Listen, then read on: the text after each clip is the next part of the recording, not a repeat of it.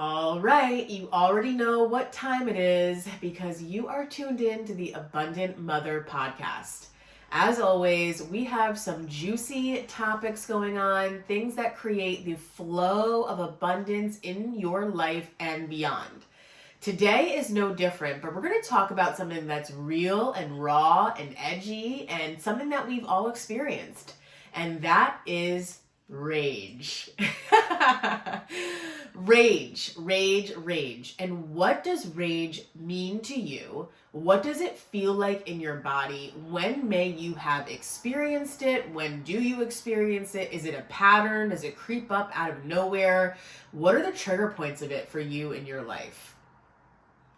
Thinking about that for just one moment and not getting attached to that, not allowing those feelings to be bubbled back up, but more so looking at it from the point of witness or the observer, somebody that's watching a play. You're watching your own play of your own life. And you're like, let me look at rage and how this plays into my life. Let me look at anger and how this plays into my life. Again, just taking a moment to journey above yourself, get an aerial's view. And as you're thinking about this, because as always, my words, my storytelling, my life experiences are going to come through and be interweaved into these episodes. They are for the purposes of you integrating and weaving them into your life. They're for the purposes of you cutting the emotional cords, feeling lighter, bringing in wisdom, awakening your own inner goddess, inner guru, inner wise woman. So always remember as you're listening to my words that it is for the purposes of you to do that inner reflection, that dive into that turquoise pool that you know I love to talk about.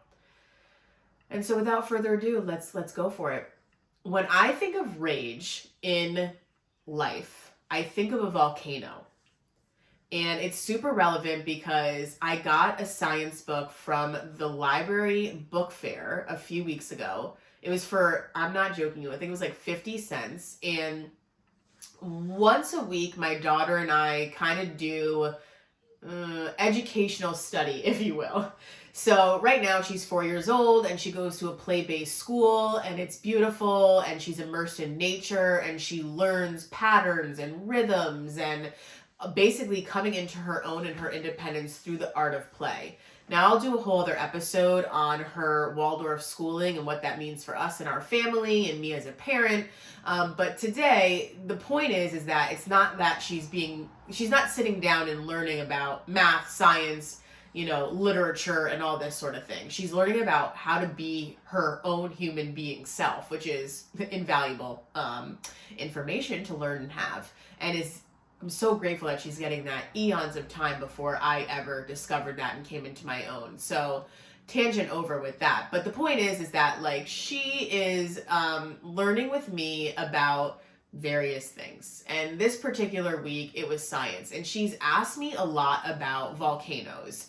She knows about them. She has never seen the movie Moana, but we listen to the soundtrack a bunch. We read all the books. And so there is a presence of volcano. And she'll ask me about this. So we got into the more scientific aspect of it, of what lava is made up of, and when does a volcano erupt, and what does this all mean, and where can you find a volcano on Earth? And so it's very symbolic to ourselves because, again, we are a part of nature and every aspect of nature is actually inside of you.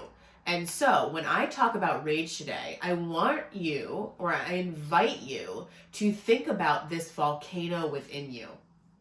This volcano within you where there's a mountaintop and underneath this mountaintop is rock and heat and it lives there.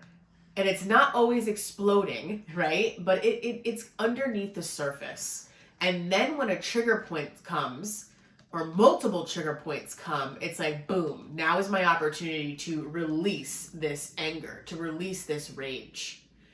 And I would love to have you reposition the way that you were thinking about rage and the way that you were thinking about your anger. And it's not that it has to go away.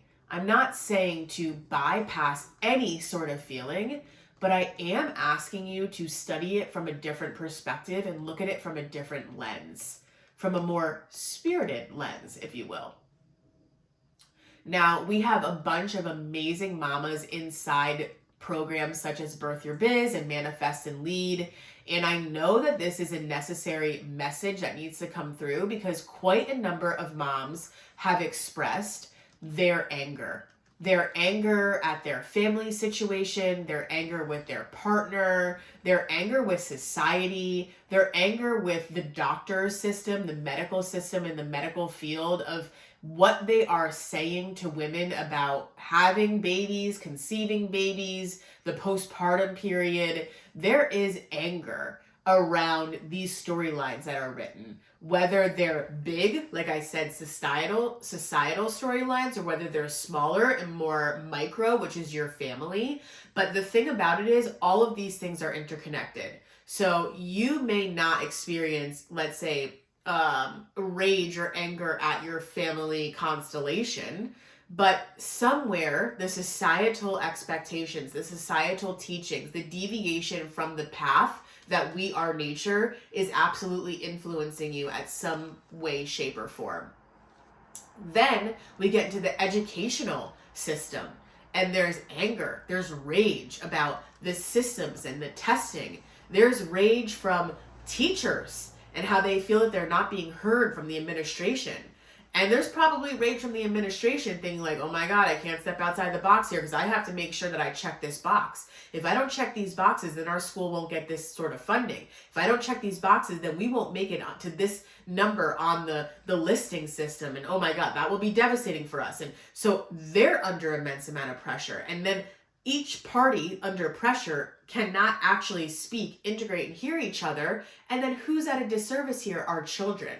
And so I'm saying all of these things because they are so relevant. In these one-on-one sessions, at talks at the playground, talks with my friends, there is rage present in this birthing sector of our world, educational sector of our world, therapeutic sector of our world. There is anger.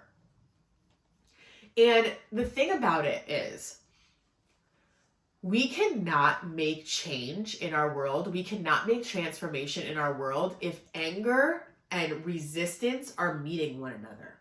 So if you're listening to this and you're not watching this on YouTube, what I'm doing is holding one fist clenched on one side and one fist clenched on the other side. And it's like, hey, hear me. Hey, hear me. No, I'm right. No, I'm right. And this anger is so intense that it actually never integrates and it never merges. And that's not helpful to anyone.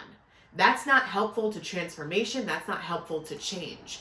It's actually more helpful if we're looking at this like it's lava and there's pent up aggression underneath this rock and it's getting hot. And it's like, oh, like, this is how I feel. Oh no, this is how I feel. This is what I experience every day. Well, this is what I experience every day. And it's like smoldering together. And then all of a sudden, it actually erupts and releases. That is so much more powerful because there's a releasing point where it's like, okay, we've done as much as we could do underneath the surface. It's hot, it's smoldering, it's the matter is merging together. But there needs to be an action point of like, okay, how do we get out of this? And so anger could actually be used as your catalyst of change. Your catalyst of change. Anger is used as your catalyst for change. Okay? So we can look at this and we can make a decision that, oh, we're just going to be angry all the time about this is how the medical field is informing women about their postpartum care. Or this is how we could feel angry about how the educational system had failed us. And that anger is used as fuel, is used as the momentum to come out of the volcano and come down the sides of the mountain to say, now I'm going to take this and I'm going to play with this. Now I'm going to take this anger and I'm going to kind of use it in a way where it's transmuted into energy into power, into confidence, to getting the word out, to using my throat chakra, to be candid about my communication, to speak even if my voice shakes, to speak even if it's fast or someone doesn't understand me, to speak with electricity, to speak in a room where you may not be heard at all. But the matter is that your voice is almost like the volcano of being able to express that anger that's in the belly, express that anger that's in the birthplace, and allowing it to come up, up, up, up, up, and out. Now, before it comes out of your throat, this figurative lava that's inside of your gut is actually not helpful to you and your body, because that's where it's being stored. So this is oftentimes, if we're quieting down our anger, if we're quieting down our rage, and it's staying inside of our bodies, this is how you see ailments 5, 10, 15 years down the road, or even right away. Your stomach hurts, you can't digest things properly, you have acid reflux, whatever might be going on, it's because you're locking in and storing in this anger. Anger is meant to be moved. Anger is meant to be moved. It's meant to come out. It's meant to come up and out like the lava of a volcano. A volcano is not a volcano if it never erupts lava, right? So, same thing goes with your body. It's not meant to be stored. It's meant to be released. However, the release is the most important part of this. The release of said anger is the most important part of this. So feeling in your body, wow, I'm aware that I'm feeling anger. And where do I feel this anger? I feel it in my belly. I feel it in my core. I feel it coming up my throat. Okay. And what am I angry about? Getting very clear. I feel misunderstood. I feel that my voice isn't being heard. I feel like false information is being spread. I feel like society or them or this agenda is pulling wool over people's eyes. I want people to see. I'm angry about how I had to experience this, or my children had to experience this, and I don't want any other children or mothers to experience this. Okay, wow, we acknowledge the anger. Once we acknowledge the anger, we can bring in little like light particles. I'm thinking like glitter into this. Not saying to make the anger immediately go away, but take this anger and figuratively, remember back in the day when we used to have like glitter during art class, glitter for arts and crafts in these like, almost like cheese containers, take it out and then figuratively like spread this glitter on top of your anger producing things in life. Okay? Now this figurative glitter is going to bring in lightness. It's going to bring in, how can I actually communicate this anger? What is the most effective way to communicate this anger? What can I do? Because again, meeting resistance goes nowhere. I really get personally moved when I see signs that say resist, resist, resist, resist. Because, or signs that say hate has no home here. Well, your words have extreme power. And if you have a sign that says hate has no home here, you actually brought hate into your home.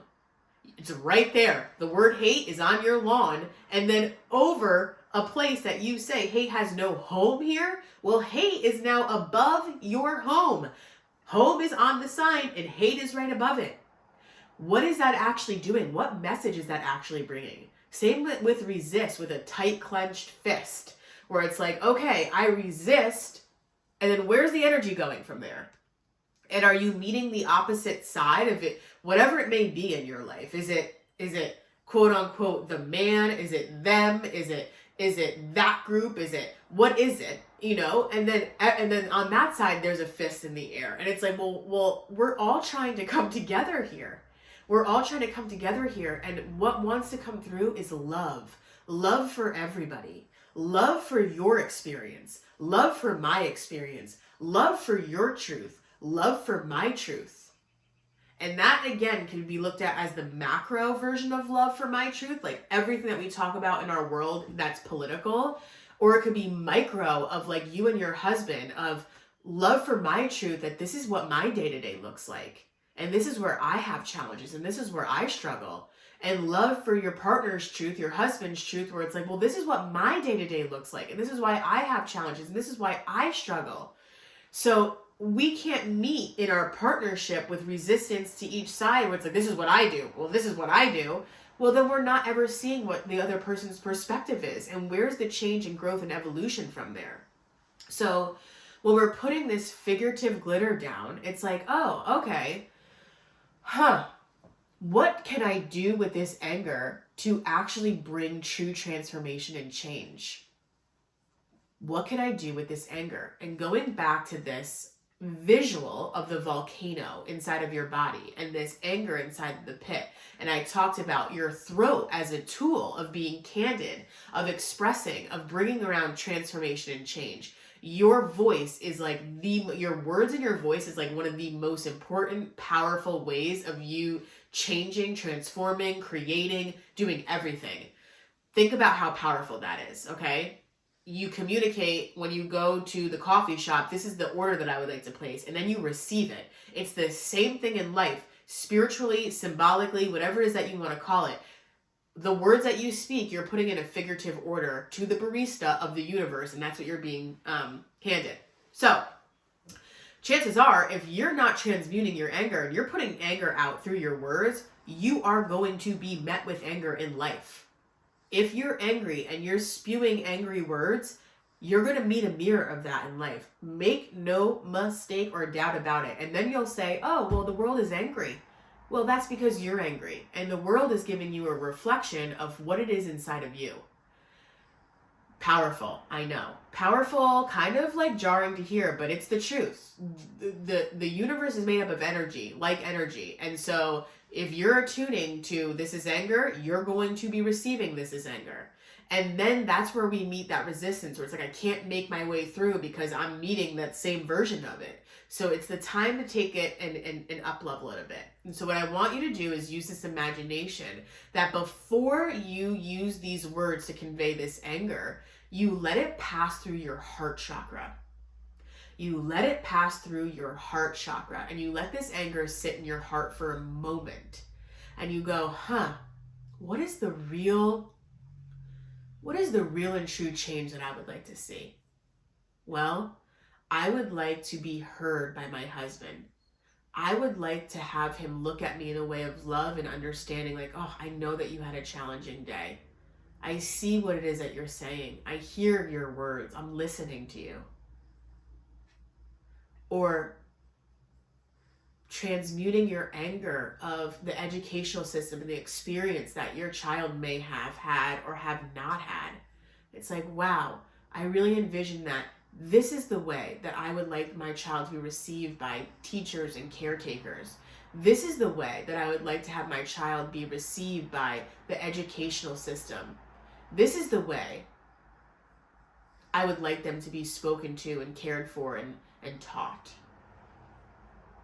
Or this is the way that I would like to have a new mother receiving information about this sacred journey and passageway of motherhood. This is the way that I envision her to be cared for and greeted after she gives birth to this baby. This is the way that I envision this.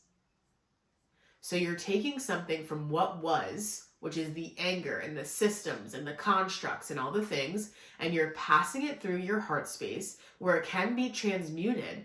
And then it's from there, you're using the anger for fuel.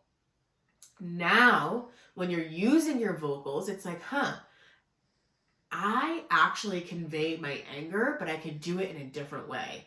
I could say something like, wow, what I have experienced in my motherhood journey is that I was taught all wrong. From my traditional OBGYN to the hospital to the insurance company, that, oh, this is it, and this is how and after that I felt depleted. I felt sad. I was going through postpartum depression. I wasn't heard. I was bleeding and expecting to go back to work, or I was bleeding and expecting to care for the entire family, and it just felt wrong in my body. And now I know Now I see because I found this other way, and I want to show you how it could be. I want to show you how you can be cared for. I want to show you why that's important. Or if you're having this difficult discussion with this teacher, and it's like, I just want to let you know that you are valuable as a teacher. You had this desire to teach, which is so powerful and impactful. And I would love for you to understand where it's coming from my perspective of my child. This is what they're taking away from. Now, surely when you came and became a teacher and you got your degree in teaching, your desire was to create change and bring in love in the classroom. Your desire was to make and have a purpose. Now, maybe you're tired. Maybe you feel beaten down. And I can understand that. Now, how can we revitalize this? Oftentimes, if you're looking at the other person, first coming through understanding of where they may be coming from. And that takes skill. That takes a lovingness. That takes you to get out of your experience for a second and go, wow, how is this person experiencing? Why might they be acting in anger? I wonder. Now, this is not to say that we're always going to agree with each other all the time. In fact, we're not. And it's actually not healthy to agree with everyone all the time. That's why we're all here to have our own free will, to have our own thinking minds, to have our own feeling hearts. And we're actually here to all experience life the way that we choose. And we are going to make different choices every day in life. Again, my mind goes back, my heart goes back to taking this coffee shop analogy. The person in front of you is going to order a large coffee with 4 shots of espresso with whole milk, and then the next person's going to go, I want a matcha latte with almond milk. And then the person after that's going to be like, I would like a green tea. And the person's after that's going to be like, give me a hot chocolate. Well, those are all, that's diversity at its finest. And that's a small example to say that's what we're all walking around and doing. And we're not, the person that ordered the large 4-shot espresso with whole milk is not going to turn back to the matcha order and go like, what are you doing? That's ridiculous. Why would you ever drink that? Why does that matter? Well, I mean, I'm enjoying my drink and you're enjoying yours and we can coexist because that's great. That's what you gravitate towards and that's what I gravitate towards. So I'm not saying become the other side, the other person, that group, that whoever you quantify as them. What I'm saying is honor your own truth by also honoring their truth. And so the way that we do that is when this happens in our life, when we do feel rage, we actually feel it. We don't allow it to be shoved down, where then it just lives in our body and it comes out in these microaggressions and it's like, whoa, I'm angry. If you listen to a few podcast episodes ago, you know that I had been watching Friends and Neighbors, and I still am. And the main character in Friends and Neighbors seemingly has a beautiful life. She's got everything that she wants, except her marriage, came to an end. But she has a, ex NBA player boyfriend who's very good looking. And, on paper, it looks like she's got it all. On top of it, she's a therapist. And she comes into this season where you are seeing her microaggressions. She's angry. She's angry about the ending of her marriage, who she was very much in love with her husband, but all these things unfurled and unfolded where she felt lonely and unheard and was not able to vocalize that, communicate that, was not seen in that.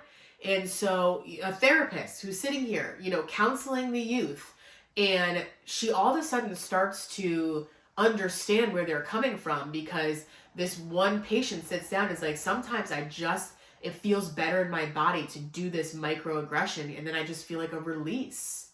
And all of a sudden it's like, ooh, it clicks in her brain. And so there's no reason why she would need to do this, but she walks over and she sees like a BMW, and she herself drives a car that's of similar stature. She takes out her key and she keys the entire side of the car. And then in another clip, she goes into a candy shop. She pays for said candy, and then she takes a jar of jam and throws it in her bag and steals it. Now, why are you doing that? Why are you doing that? And now I'm saying that is not you, but these microaggressions, it's because for quite some time, you have not been heard. For quite some time, you have not let the rage out in an authentic, loving, kind way towards yourself. Somewhere you have been stifling and keeping things packed in. And so it will come out in aggressions like that. And that is where then you really can't be heard. That is when it's like, well, this doesn't even make any sense. So we're meeting you and me and the world before it even gets there, and honoring this cycle of this rage, and honoring the cycle of how rage can be transmuted into an act of love, an act of understanding of yourself. And then from there, you can understand the other person's perspective. You could say, wow, I didn't see it from that side, or I didn't see it from this angle. And I'm going to wrap up this episode shortly, but I wanted to paint one more visual that will always stick with me. And it was in a newspaper. It's like a cartoon. And there's a husband and wife, and there is a cliff. And the husband has his head close to the edge of the cliff and is laying down flat on the top. And the wife is dangling off this cliff, and her hands are literally on the clinging to the mountainside. And all they can see of each other is their face, okay? But what the wife doesn't see is that there's a huge boulder on the back of the husband. And what the husband doesn't see is that there's a snake or something like this really close to her hand. So she's not able to lift her hand any further up for him to grab her and save her off this cliff. And he cannot move one more inch because there's a boulder on his back. Now, she does not see that there's a boulder on his back, and he does not see that a snake is about to bite her if she moves even a micrometer. And so both of them are like, what the actual fuck? What is going on? Why can't my husband move a few more inches to lift me up out of this situation? And he's like, why can't my wife move her hand one more inch forward so I can grab her? Like, what's going on? And this is figurative for life. Your husband's walking around with his challenges and his feelings and his fears and his thoughts and his pressure. And he has to provide, and maybe he has low self-worth. And it's like, oh, how do I get myself out of this? But I have this pressure to provide, and let's go. I can't even take a moment to just breathe and relax. And the wife is like, oh my gosh, I'm holding it all together. I have all these things in my mind that are executed because I have them. I know where this birthday party is. I know what best friends my children have. I know their favorite colors. I know the type of socks they like to wear. And why doesn't he know these things? This is so frustrating. And you both are frustrated because you can't understand the other person's perspective. And that is very much living in our households. And that is very much living outside of our households in this micro way, because it's like, again, it's that group versus this group. It's this way of thinking versus that way of thinking. It's this side of the line versus that side of the line. And we can't understand each other because we can't fully see the full scope and the full picture from either side. And so the point of this conversation, as always, is to bring in love and transmute this anger and resentment and pent up anger, and allow it to come out like a volcano. Allow it to come out, to release, because once the release happens, that is where the true change begins. And remembering that it's so important to bring in love through the release. It's not just spewing out the anger. It's conveying the anger through the voice of love. And then how might that anger dance? Maybe that anger changes into form. And maybe it's like, wow, I see from this anger that now it's time for me to play a bit more, because that's where my message will be heard. If I'm coming in from a lighter perspective, then I'll actually be able to be heard. Wow, and then I'll be seen. Interesting. How interesting that is. That if I feel like I have to put this armor of, anger on, and that's how people can see me, it's actually a miss. They can't see it because then they have to feel like they have to put their armor and anger on. But if you're coming in like, through the art of humor, through the art of laughter, through the art of play, through the art of joy, through the art of wonder, of curiosity, like, I wonder if I phrase it this way, will I be heard? Oh no, maybe if I phrase it this way, I might be heard.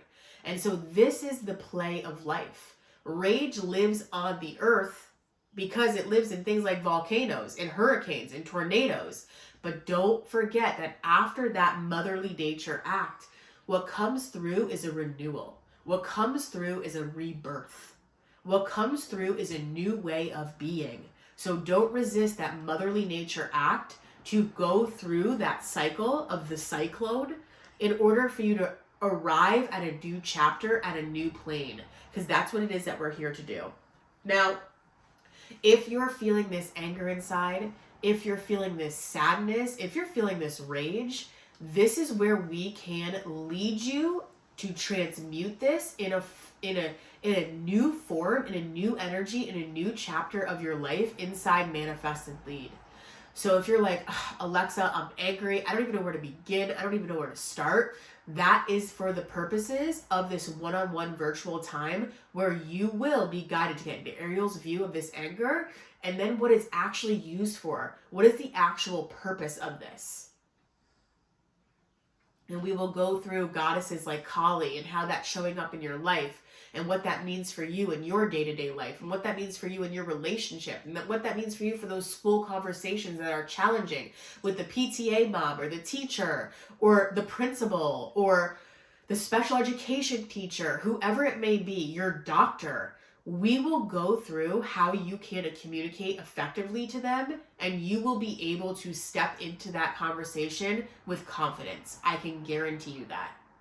I love you. Remember to use your anger through an act of love. Remember that it's empowering and confident for you to be able to do that, and you are worthy of that. Have a very, very beautiful day.